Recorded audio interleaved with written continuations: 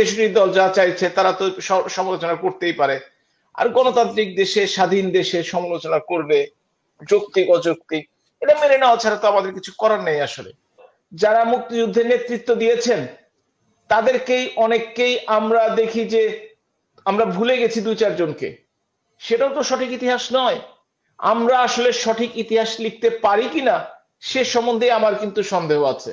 পাকিস্তানে ধস নামিয়েছে, শ্রীলঙ্কায় ধস নামিয়েছে, বাংলাদেশে বোধহয় কি হয়, এবার তার ধস নেমে গেছে।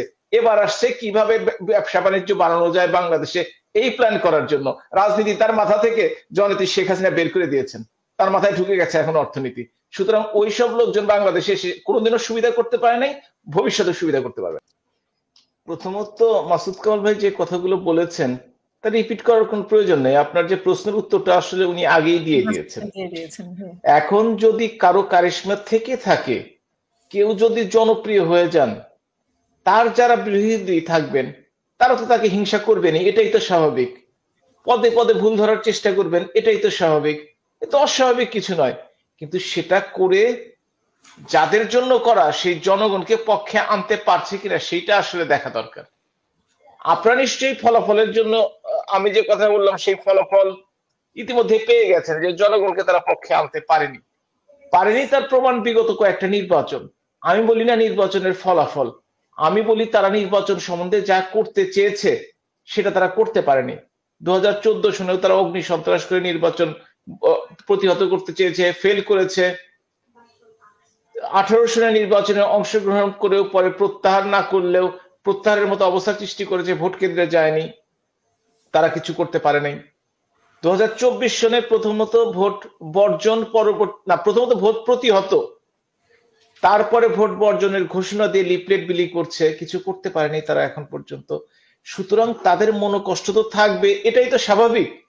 এটা তো হিউম্যান নেচার, হিউম্যান সাইকোলজি, যে একজনের সাথে পারছি না, সে ভালো কাজ করলেও, আমাদের বাংলাদেশের গল্প আছে না একটা, যে এত ভালো না, সেটাও তো সমালোচনার একটা পার্ট। সুতরাং সেভাবে বিবেচনা করলে বিরোধী দল, বিশেষ করে 63 দল, যদিও 62-61টির নাম জানি না, তারপর 63 দল যা করছে তারা করতে, 63 দল যা চাইছে তারা তো সমালোচনা করতেই পারে। আর গণতান্ত্রিক দেশে, স্বাধীন দেশে সমালোচনা করবে, যৌক্তিক অযৌক্তিক, এটা মেনে নেওয়া ছাড়া তো আমাদের কিছু করার নেই আসলে।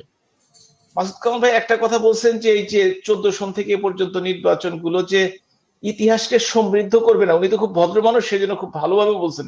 কিন্তু আসলে কি বলতে চেয়েছেন সেটা আমি বুঝতে পেরেছি। কিন্তু সাথে সাথে এটাও বলি, আসলে এই 79 সনের নির্বাচন, 86 নির্বাচন, 88 নির্বাচন এবং তার আগে দুটো সামরিক শাসন, এটাও কিন্তু বাংলাদেশের ইতিহাসকে সমৃদ্ধ করে নাই।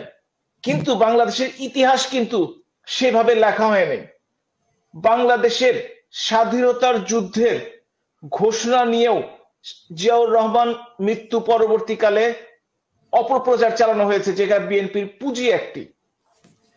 স্বাধীনতার সময়ও যারা মুক্তিযুদ্ধে নেতৃত্ব দিয়েছেন তাদেরকেই অনেককেই আমরা দেখি যে আমরা ভুলে গেছি দু চারজনকে, সেটাও তো সঠিক ইতিহাস নয়।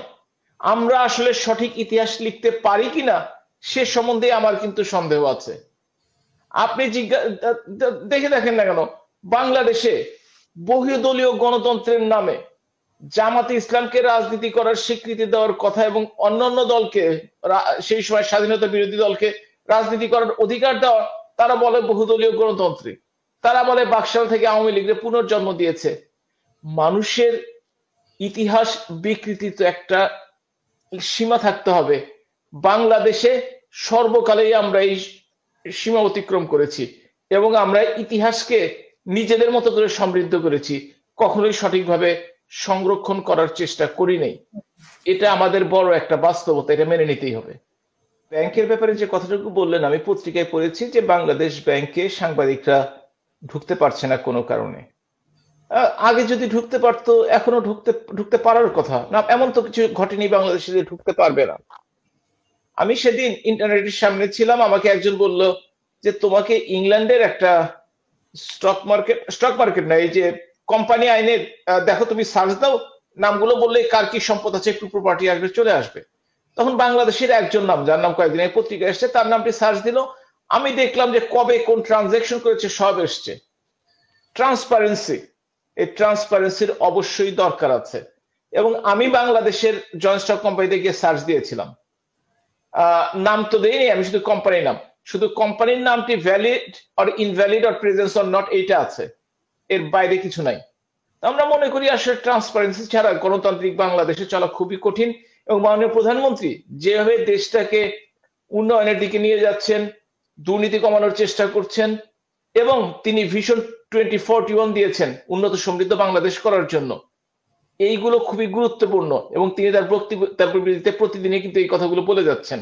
সুতরাং আমরাও মনে করি আমরা যদি তাকে ফলো করি, আমরা যদি তার অনুসারী হই, আমাদের প্রত্যেকটি ডিপার্টমেন্টেরই স্বচ্ছতার স্বার্থে এই কাজগুলি, এই যে সরকারি কর্মকর্তাদের বছর শেষে একটা হিসাব দেওয়ার কথা, আজকে পর্যন্ত তারা দেয়নি, বরঞ্চ তারা নাকি নিয়ম করছে যাতে না দিতে হয়, সেই কাজটি তারা করে যাচ্ছেন। এটা তো আইন ভঙ্গের আইন, সেই আইন বলতে আমি সেই ফৌজদারি আইনের কথা বুঝাইনি, কিন্তু কোনো আইন ভঙ্গের সামিল আসলে। এটা যে শুধু এই সরকারের সময় হয়েছে তা কিন্তু না, যত দোষ নন্দ দোষ কিন্তু আওয়ামী লীগ সরকারের সময় হয়নি, অতীতের সরকারগুলো কিন্তু চেষ্টা করে পারেনি। সুতরাং সেই সরকারগুলোর দিকেও আমি দৃষ্টি আকর্ষণ করছি যে তারা কেন করেনি, তাদেরকেও তো সে ব্যাপারে জবাবদিহিতার আওতায় আনা উচিত যদি কেউ কোনো প্রশ্ন করে থাকেন। যাই হোক, সবচেয়ে বড় সম্পদ আমাদের একটু মাসুদ কামাল ভাই বলেছেন যে মাননীয় প্রধানমন্ত্রীর দূরদর্শিতা, কারিশমা এবং ব্যালেন্স করার যে ক্ষমতা, এইটাই বাংলাদেশকে সামনের দিকে এগিয়ে নিয়ে যাবে। যে ডোনাল্ড লু এই যে 14-15 তারিখে আসবে, বাংলাদেশে আসলে একরকম আতঙ্ক শুরু হয়ে যাবে। পাকিস্তানে ধস নামিয়েছে, শ্রীলঙ্কায় ধস নামিয়েছে, বাংলাদেশে বোধহয় কি হয়, এবার তার ধস নেমে গেছে। এবার আসছে কিভাবে ব্যবসা বাণিজ্য বাড়ানো যায় বাংলাদেশে, এই প্ল্যান করার জন্য। রাজনীতি তার মাথা থেকে জননেত্রী শেখ হাসিনা বের করে দিয়েছেন, তার মাথায় ঢুকে গেছে এখন অর্থনীতি। সুতরাং ওইসব লোকজন বাংলাদেশে এসে কোনোদিনও সুবিধা করতে পারে নাই, ভবিষ্যতে সুবিধা করতে পারবে না।